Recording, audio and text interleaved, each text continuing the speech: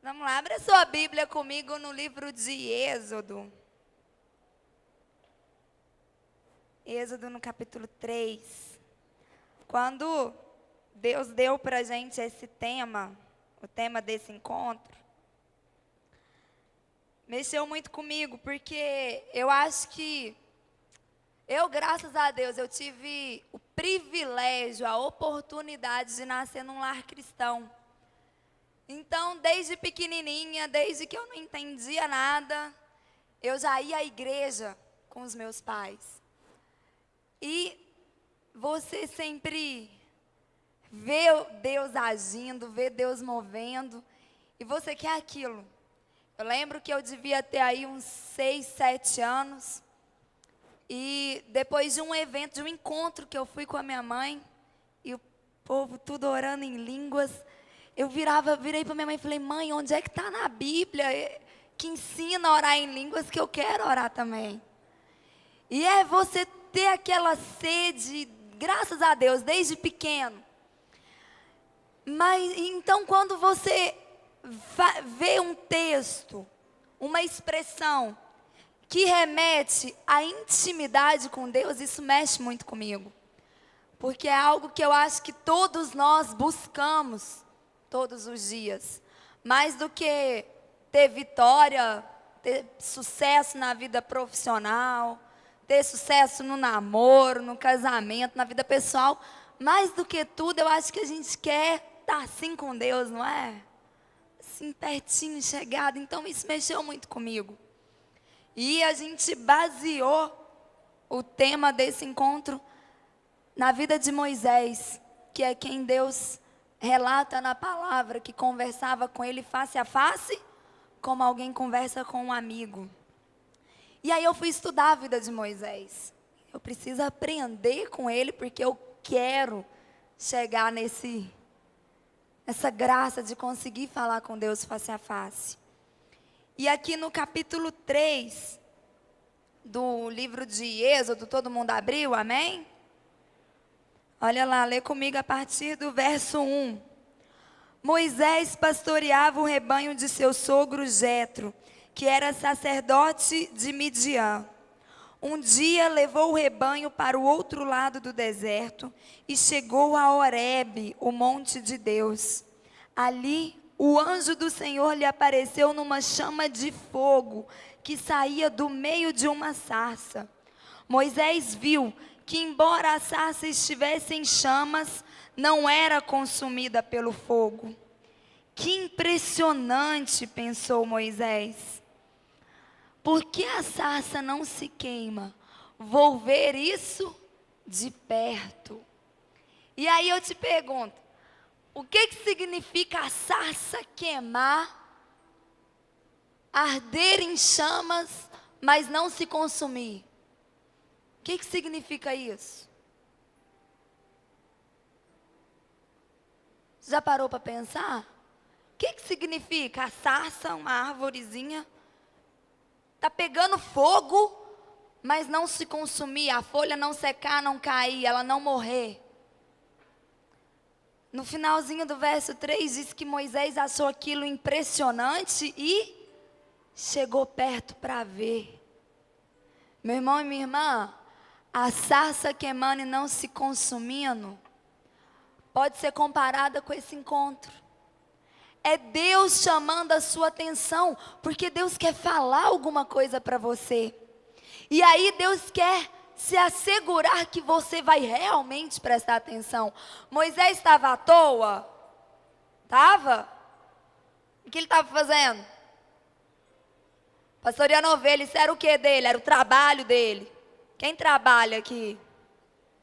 Ocupa a nossa mente pra caramba, não é? Toda a nossa atenção, todo o nosso esforço físico. Moisés estava trabalhando, mas Deus queria falar com Moisés. Deus tinha que garantir que ele ia ter toda a atenção de Moisés, que Moisés ia realmente ouvir o que Deus iria falar com ele. Por que eu comparei a sarça a esse encontro? Alguém está trabalhando durante esses dias? Deus está conseguindo atrair a sua atenção para garantir que você vai ouvir, que você vai prestar atenção, que você vai captar aquilo que Ele tem para falar no seu coração. Amém? Quantos aqui já estão ouvindo muitas coisas? Amém? Deus está ministrando no seu coração. E aí, eu falei, tá, Deus, então o Senhor chama atenção para o Senhor falar. Mas o que tem que acontecer na nossa vida para a gente conseguir falar face a face com Deus? Ou seja, o que tem que acontecer na minha vida para eu alcançar esse relacionamento de intimidade? De poder Deus virar e falar, nossa, o meu relacionamento com você é um relacionamento de amigo. E aí vou atrás de Moisés. Primeira coisa que eu preciso fazer, que precisa acontecer na minha vida, para eu conseguir ter esse momento face a face com Deus, para eu conseguir ter essa vida de comunhão íntima com Deus, a primeira coisa é que eu preciso sair do Egito. Deus não falou com Moisés enquanto ele estava no Egito. Moisés saiu do Egito. O Egito representa um mundo. Aí você fala, bispa, mas a gente vive no mundo. Tem como a gente sair do mundo? Como que eu faço para eu sair do Egito? É quando o mundo não influencia mais o seu modo de pensar, suas atitudes, o seu modo de agir, a sua postura. É quando você deixa de ser influenciado pelo mundo. Não estou falando, gente, de pecado. Não estou falando de pecado. Ah, viver no mundo é viver em pecado? Não, você não vive no mundo? Eu vivo no mundo, planeta Terra. Eu estou no mundo, onde há principados e potestades que têm dominado. Eu vivo no mundo, debaixo da influência do mundo. A gente está aqui num encontro, que é feriado nacional, onde se faz apologia a sexo ilícito, a pornografia, a drogas, é ou não é? Nós estamos no mundo. Não estou falando de pecado, porque nós podemos sim ser cristãos, mas ser influenciados pelo mundo. Quer que eu te dou um exemplo? Vai comigo em Mateus. Abre a sua Bíblia no livro de Mateus, capítulo 16, verso 21. Desde aquele momento, Jesus começou a explicar aos seus discípulos que era necessário que ele fosse para Jerusalém e sofresse muitas coisas nas mãos dos líderes religiosos, dos chefes dos sacerdotes e dos mestres da lei, e fosse morto e ressuscitasse no terceiro dia.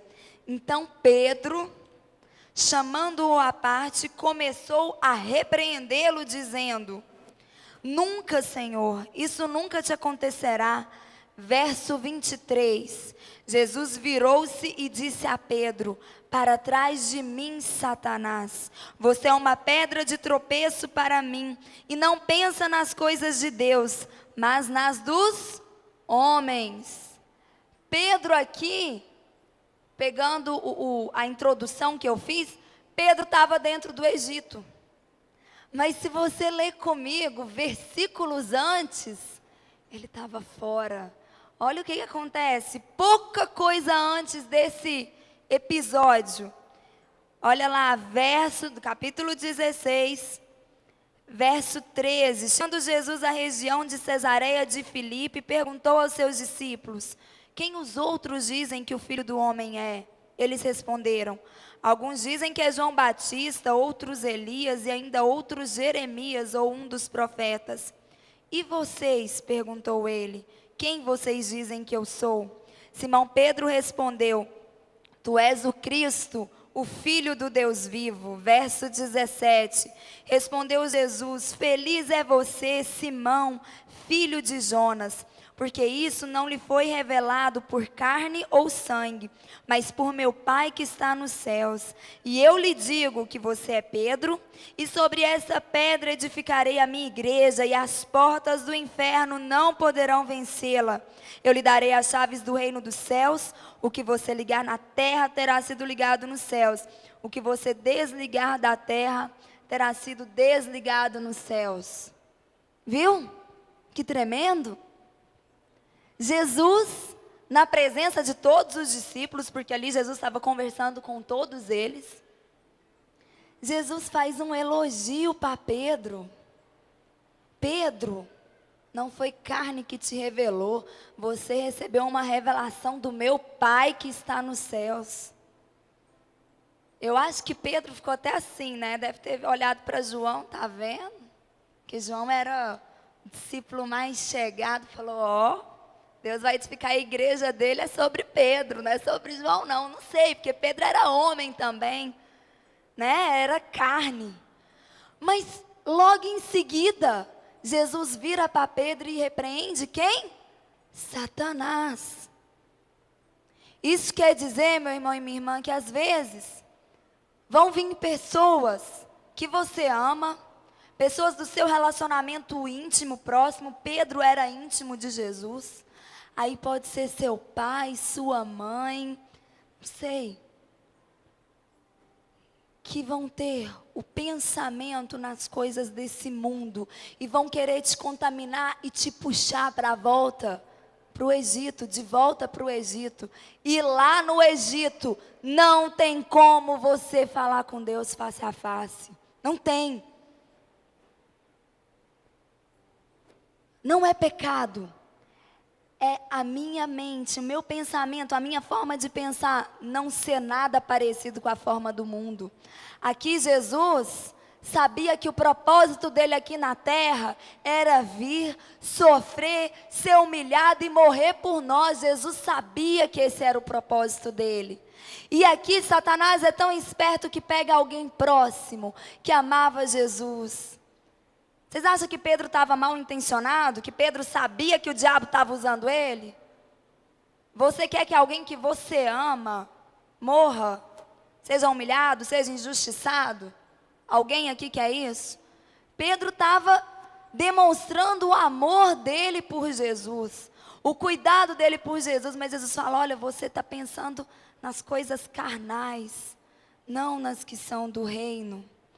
A palavra de Deus diz em 1 Coríntios capítulo 2 que nós temos a mente de Cristo. Você pode colocar a mão na sua cabeça? Fala, eu tenho a mente de Cristo. Eu terei os pensamentos de Cristo. O Egito, o mundo, não vai mais me influenciar. Amém? Primeira coisa que o Espírito Santo falou no meu coração, para ter essa intimidade, para entrar dentro da tenda do encontro, você precisa sair do Egito. Segunda coisa que Deus falou no meu coração, quando Moisés vê a sarça queimando, ardendo, mas não se consumindo, e Deus chama a atenção dele, Deus atrai a atenção dele, e ele se aproxima, Deus manda ele fazer o quê? Tirar a sandália dos pés, porque é lugar santo. Se você for estudar o livro de Levítico, eu não sei, não me lembro agora se é capítulo 10, mas lá relata como que o sacerdote ele se preparava para entrar no Santo dos Santos. Tá Moisés lá instruindo Arão, tinha que tomar banho, tinha que se lavar com água. Aí depois colocava a túnica sacerdotal, tinha o colete, tinha o cinturão.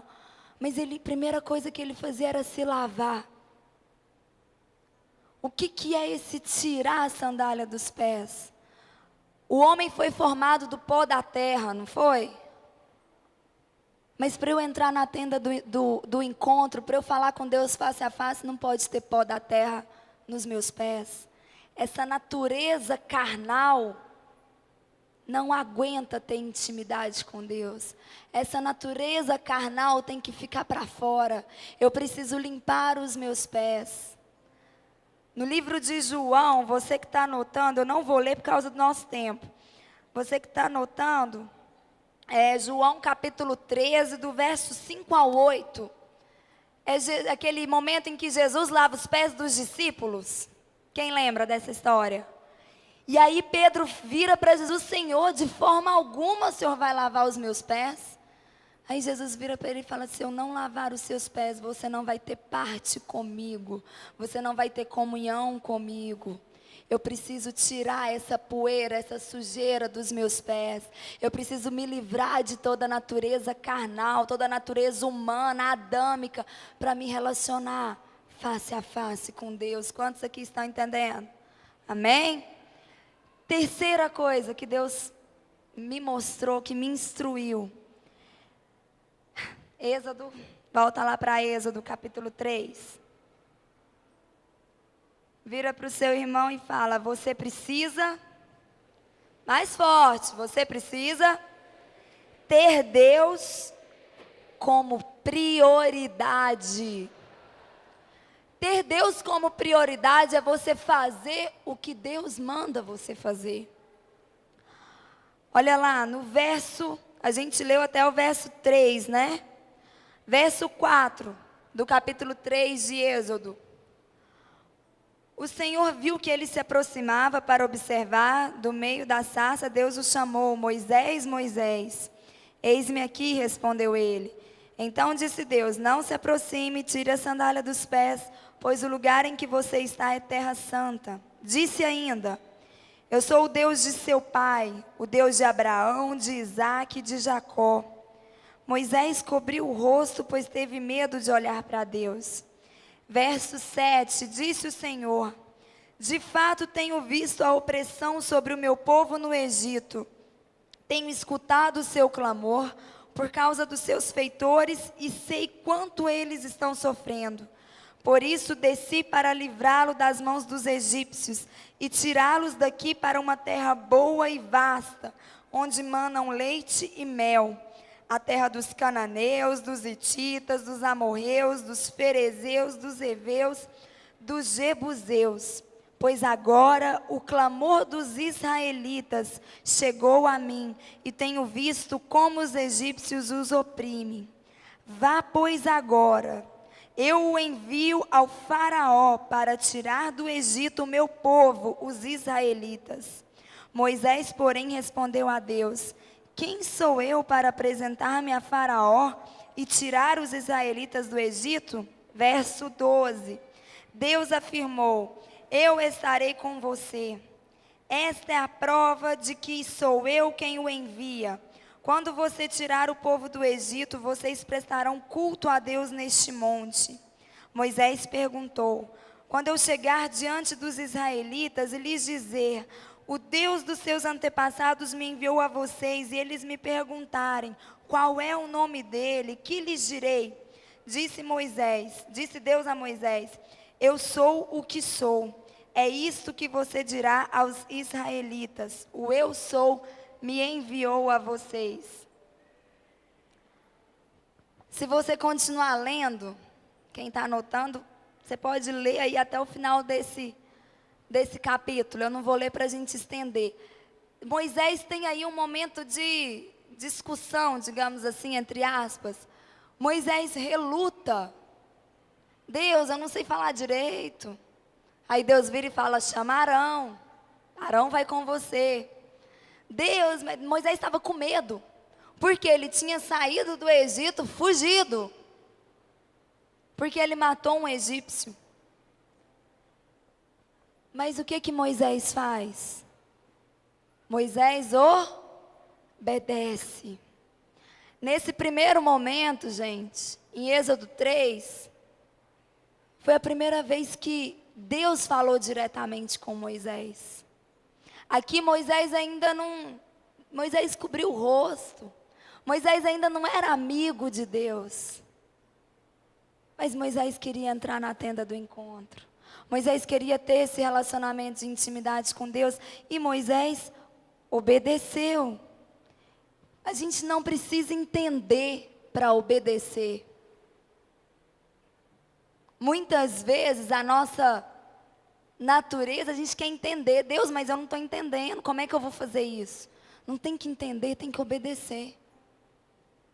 Quem é pai e mãe aqui, tem coisa que os filhos da gente não entendem, mas a gente ensina eles a obedecerem. Se você quer ser amigo de Deus, você tem que fazer o que Deus quer que você faça. É um exemplo bobo, a palavra de Deus diz que a gente tem que ser como criança, né? Para entrar no reino dos céus. O Estevão um dia estava brincando lá na casa da minha mãe, brincando no tapete. E de pista, ele gosta muito de carro. É uma coisa, com McQueen. E ele brincando e ela, Estevão, vamos fazer assim. Não, vovó, é para fazer assim. Não, Estevão, mas vamos fazer assim que é melhor. Não, vovó, é para fazer assim. Não, Estevão. Ele parou. Você quer ser minha amiga? Aí ela olhou assim, quero. Então é do meu jeito. Você quer ser amigo de Deus? Pergunta para o irmão que está do seu lado. Você quer ser amigo de Deus? Então é do jeito de Deus. Não tem discussão. Se você acha que o seu jeito é melhor, você vai tentar explicar seu jeito para Deus? Me cutuca seu irmão e fala, é fria. Você quer ser amigo de Deus? Tem que ser do jeito de Deus. Não tenta entender, apenas obedeça. E Moisés obedeceu. Moisés estava começando a caminhar rumo a um relacionamento de intimidade fantástica com Deus. Quando a gente tem esse relacionamento, a nossa aparência muda. O nosso jeito muda. Se o seu jeito é o mesmo, você não teve um encontro na tenda com o Senhor, de face a face, de intimidade. Olha o que Deus nos ensina, Êxodo capítulo 34, verso 29. Aqui Moisés já tinha uma intimidade fantástica com Deus. Ao descer do monte Sinai com as 2 tábuas da aliança nas mãos, Moisés não sabia que o seu rosto resplandecia por ter conversado com o Senhor.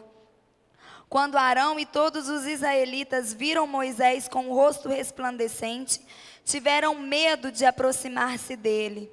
Ele, porém, os chamou. Arão e os líderes da comunidade atenderam, e Moisés falou com eles. Depois todos os israelitas se aproximaram, e ele lhes transmitiu todos os mandamentos que o Senhor lhe tinha dado no monte Sinai. Quando acabou de falar com eles, cobriu o rosto com um véu. Mas toda vez que entrava para estar na presença do Senhor e falar com ele, tirava o véu até sair. Sempre que saía, contava aos israelitas tudo o que lhe havia sido ordenado. Eles viam que o seu rosto resplandecia. Então, de novo, Moisés cobriu o rosto com o véu, até entrar de novo na presença do Senhor. Quando Moisés estava dentro da tenda do encontro, não tinha diferença.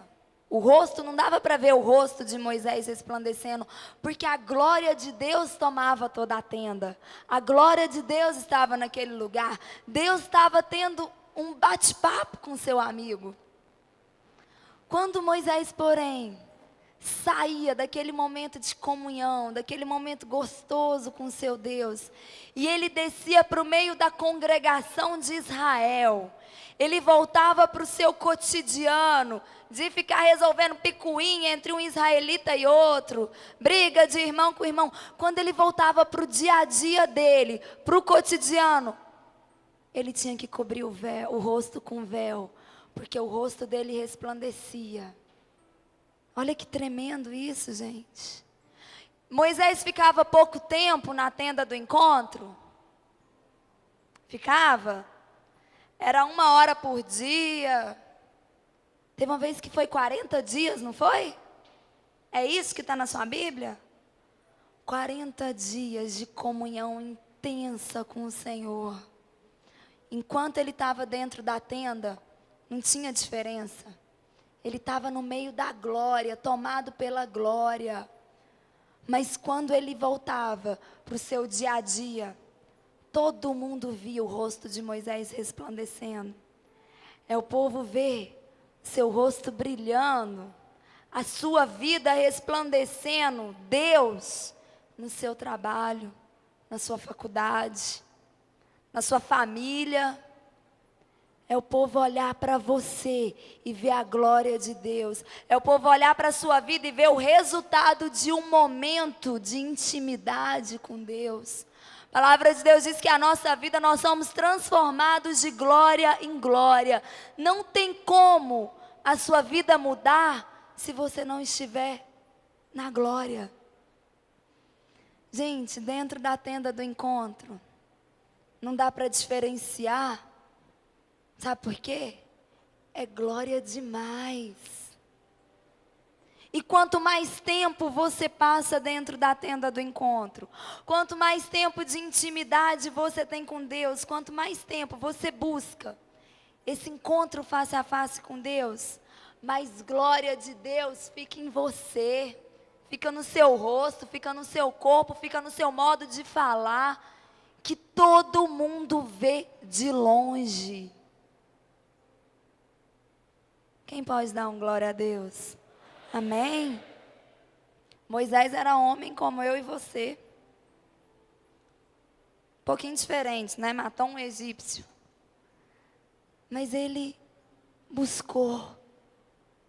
Isso quer dizer, meu irmão e minha irmã, que Deus tem isso para você também. Deus quer que a sua vida resplandeça, brilhe. Deus quer isso, quer ter essa intimidade conosco. Para finalizar, eu queria falar algo que Deus incomodou muito meu coração, sobre as pessoas que alcançam o face a face, as pessoas que conseguem entrar nessa tenda do encontro, porque Deus tem isso para todos nós. Deus quer que todos nós aqui alcancemos esse nível de comunhão e de intimidade com Ele. E eu perguntei, Senhor, por que que às vezes é tão difícil? Por que que às vezes a gente não consegue? E o Espírito Santo foi falando algumas coisas no meu coração e eu senti muito incomodada para falar com vocês. Quando eu converso com Deus face a face, quando eu alcanço esse nível de relacionamento com Deus, é porque eu já sou uma pessoa que obedece a Deus em todas as coisas. Eu realmente faço aquilo que Deus manda eu fazer. E se você for parar para pensar na vida de Moisés, gente, Moisés não era escravo no Egito. Não era. Moisés fazia parte da realeza. Ele foi adotado pela filha de Faraó. Ele foi morar dentro do palácio de Faraó. Moisés não tinha falta de nada, não. Moisés não tinha que pegar na enxada. Não levava, como é que chama aqueles negócios? Chicote nas costas. Não tinha que trabalhar no sol. Moisés tinha vida boa no Egito. Moisés não era escravo. Moisés não sofria. Moisés comia da melhor comida, sem esforço algum. Ele era realeza. Ele era filho da filha de Faraó. Neto, filho adotado. Mas algo mexeu com aquele homem. Moisés, a Bíblia conta no capítulo 2, Moisés foi visitar, foi lá ver como que estavam o seu povo, seus irmãos. Vou sair aqui do palácio, e vou lá ver como é que estão os servos lá, os escravos. E ele viu um soldado egípcio maltratando um israelita. Aquilo mexeu com ele. Moisés não sofria diretamente na carne dele, na pele dele. Ele não sofria uma opressão direta nele. Mas ele sofria no coração dele. Porque era o povo dele que estava sendo escravizado. E aí o Espírito Santo falou isso no meu coração. Quem entra dentro da tenda do encontro, quem fala comigo face a face, Quem tem essa intimidade comigo, tem o coração parecido comigo. Moisés abriu mão da realeza, abriu mão da posição que ele tinha, porque mexeu com o coração de Moisés, ver o povo dele sofrendo. E aí, com todo o temor de Deus, Deus conhece meu coração. Não tem como você ter um relacionamento face a face com Deus se você não tiver esse coração. E aí eu queria falar um pouco com você sobre chamado ministerial, sobre ministério, sobre fazer o que Moisés fez.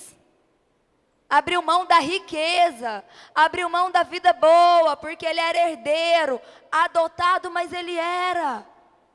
A filha de Faraó pegou ele e levou para morar no palácio. Teve os melhores instrutores da época. Moisés abriu mão disso, porque o coração dele era parecido com o coração de Deus. Ele não aguentava ver o povo sendo escravizado. Ele não aguentava ver o povo preso no engano. Quantas pessoas hoje nós conhecemos? Quantas pessoas hoje, até na sua família, estão sendo escravas do diabo? Estão presas no engano, vivendo literalmente num Egito, levando chibatada todo dia do diabo. E aí, sabe o que muitas vezes nós, cristãos, fazemos? A gente chega em casa, lê a Bíblia, 3, 4, 5 capítulos por dia, ora. E geralmente a nossa oração é pela aquela promoção que a gente tanto quer. É pelo nosso casamento, que às vezes não está muito bom, teve uma briga, o marido é meio enjoado, a esposa também. É às vezes pelo filho que está ruim na escola, não sei. Mas a gente nem sequer se lembra daquele que está sendo levado, agarrado e à força para o inferno. Quando você é amigo íntimo de alguém, é porque você tem muita coisa em comum com essa pessoa. Se você não tem nada a ver com uma pessoa, o máximo que você consegue é ter uma coisa assim, um social, né? Oi, tudo bem, tal. Mas não, você só leva para dentro da sua casa, para sentar na sua mesa, para comer da sua comida, quem tem intimidade com você. Quem parece com você em alguma coisa. Você não leva para a sua intimidade quem não tem nada a ver com você. Se você quer entrar no Santo dos Santos, ter intimidade com Deus, o seu coração precisa se parecer com o coração de Deus. E o coração de Deus sofre tanto ao ver o povo escravizado pelo diabo, que ele deu o único filho dele para morrer por essas pessoas. E aí às vezes você fala, bispa, mas eu não tenho chamado ministerial. Eu não tenho vontade, minha vida é muito corrida, eu trabalho muito durante a semana, eu não tenho tempo, eu tenho que priorizar meus filhos, afinal de contas Deus deu filho, eu tenho a obrigação minha cuidar. Abre a sua Bíblia comigo. Mateus capítulo 28. Quem está acordado diz amém. Quem está recebendo do Senhor diz glória a Deus. Mateus 28. Que Jesus já tinha ressuscitado. O inferno já estava em prantos. Olha lá, verso 19. Portanto, vão e façam discípulos em nome do Pai e do Filho e do Espírito Santo, ensinando-os a obedecer a tudo o que lhes ordenei. Eu estarei sempre com vocês até o fim dos tempos. Em outro evangelho, quando o Senhor Jesus está despedindo ali, para subir nos céus, Ele manda a gente pregar por toda Jerusalém, Judéia, Samaria e confins da terra. Meu irmão, minha irmã, não existe esse negócio, eu não tenho chamado. Você está mentindo para você mesmo. Eu não tenho chamado.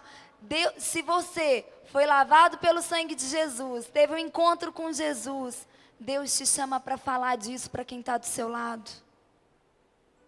Tem diferentes ministérios. Tem diferentes ministérios. Tem coisa que Deus não te chamou para fazer. Eu adoro, gosto muito de cantar, mas eu não tenho esse dom.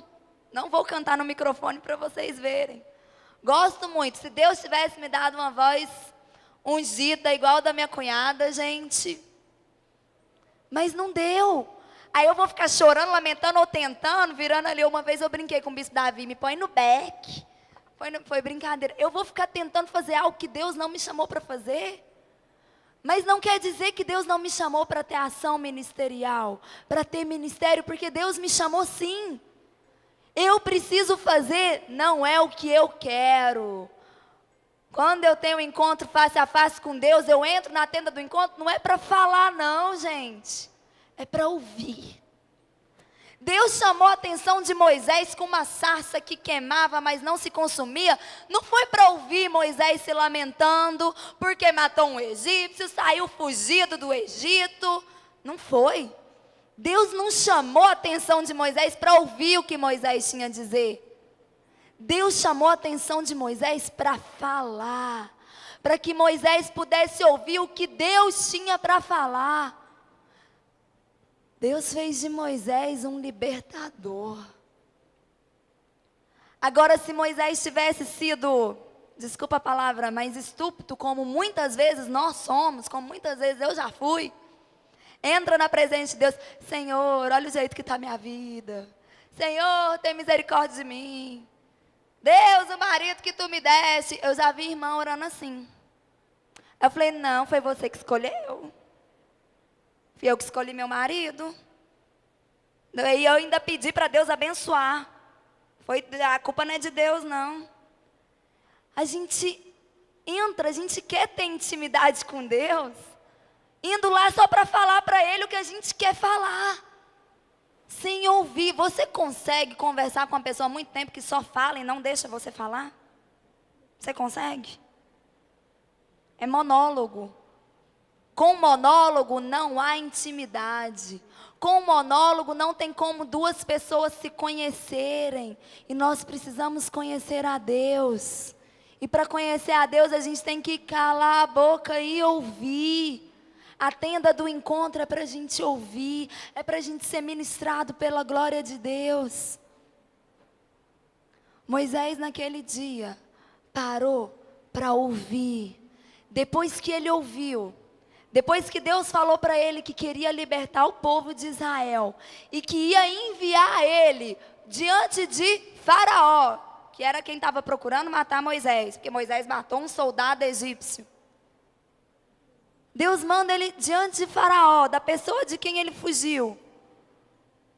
Aí Moisés fala, Senhor, o povo não vai acreditar em mim.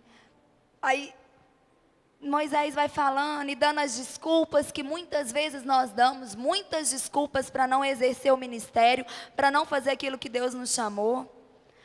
Eu tenho filho, eu estou prestando vestibular, tem o concurso tal, não sei quantos mil por vaga, candidatos por vaga. Deus ouve, mas Deus vai arrumando tudo para você. O tanto que Deus é lindo, gente. Tanto que Deus é lindo. Deus, eu sou gago, leva Arão com você. Deus, não vão acreditar no que eu estou fazendo. Moisés, o que você tem na mão? Um cajado, joga no chão, vira cobra, pega de novo, vira cajado. É ou não é? Olha o carinho e o amor que Deus tem conosco. Mas Moisés só foi ter intimidade com Deus depois que ele obedeceu o que Deus falou para ele. Meu irmão e minha irmã, se você não obedecer, Se você não fazer aquilo que Deus fala para você fazer, você nunca vai alcançar esse face a face com Deus. Porque Deus quer ter intimidade com quem obedece, com quem tem prazer, com quem quer ser amigo dele. Como diz meu filho, quer ser meu amigo? É do meu jeito. Algo interessante. Deus não abriu o mar vermelho para Moisés. Abriu? Foi para Moisés passar que Deus abriu o mar vermelho? Vira para o seu irmão e fala, não. Deus abriu o mar vermelho, foi para Israel. Foi para Moisés que Deus fez cair maná do céu? Não. Foi para matar a fome do povo de Israel. Foi para Moisés que Deus transformou as águas amargas de mar em águas doces para matar a sede? O milagre foi para Israel. O grande milagre não foi para Moisés. Se o mar vermelho se abrisse e tivesse só Moisés lá para passar, acho que o povo nem ia acreditar, né, bispo? Ah, Moisés, fala sério, que abriu o quê? Conta outra. Não tinha ninguém lá para ver. Ah, Deus, eu preciso de um grande milagre na minha vida. Deus pode fazer milagres na sua vida. Não sei se vai ser grande, pode ser grande para você. Mas, gente, não sei se vocês estão entendendo o que eu estou querendo dizer, mas quando a gente fala, Senhor, eu estou aqui e eu vou te obedecer, o Senhor está mandando eu fazer, eu não estou entendendo, mas eu vou fazer. Deus nos usa como instrumentos para realizar grandes milagres que abençoam uma nação inteira. Moisés colocou o cajado, mas quem passou foi Israel. Aplaude ao Senhor, meu irmão. Sabe por que Deus quer te levar a entrar todos os dias na tenda do encontro? E ter essa intimidade de falar com Ele face a face? Porque Ele quer te contar o que Ele tem para fazer através da sua vida. Porque Ele quer te contar, virar e falar baixinho no seu ouvido só para você. Ó, João, faz isso, isso, isso e isso. Senhor, faz, acredita, confia, vai lá e faz. E vai lá, faz, e Deus transforma no maior libertador, no maior revolucionário que o povo de Israel conheceu naquela época. Oh, meu irmão, todos os grandes milagres que Deus realizou através de Moisés, os milagres não foram para Moisés, foram para o povo de Israel. Moisés foi um instrumento. Você é chamado para ser um instrumento na mão de Deus. Não tampe os seus ouvidos, não ignore e deixe de fazer aquilo que Deus tem te chamado para fazer. Ministério, gente, é privilégio. É privilégio. Oh, se você conseguisse ter a dimensão daquilo que Deus quer fazer através da sua vida. Se Deus diz que nós somos sal e luz, que nós viemos para salgar e nós viemos para iluminar. Deus te chamou para iluminar. Deus te chamou para ser luz. E essa luz não é sua. É a luz que fica estampada no seu rosto quando você é tomado pela glória de Deus dentro da tenda do encontro.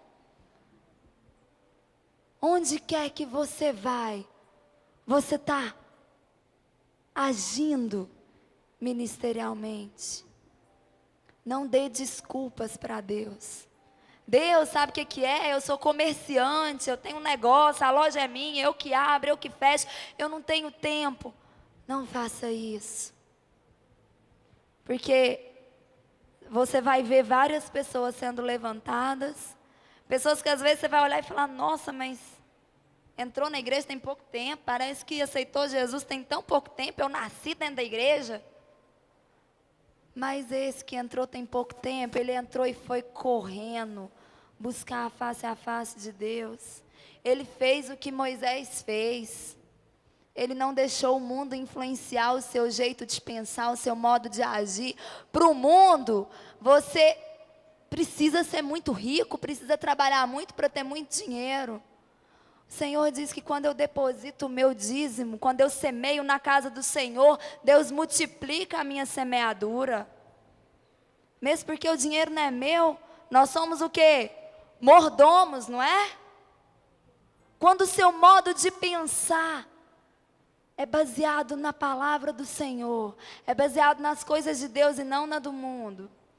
Quando você tem o hábito todo dia de se descontaminar, de se lavar, de tirar a natureza carnal para entrar na presença de Deus. Enquanto principalmente você desenvolve o hábito de obedecer a Deus em tudo.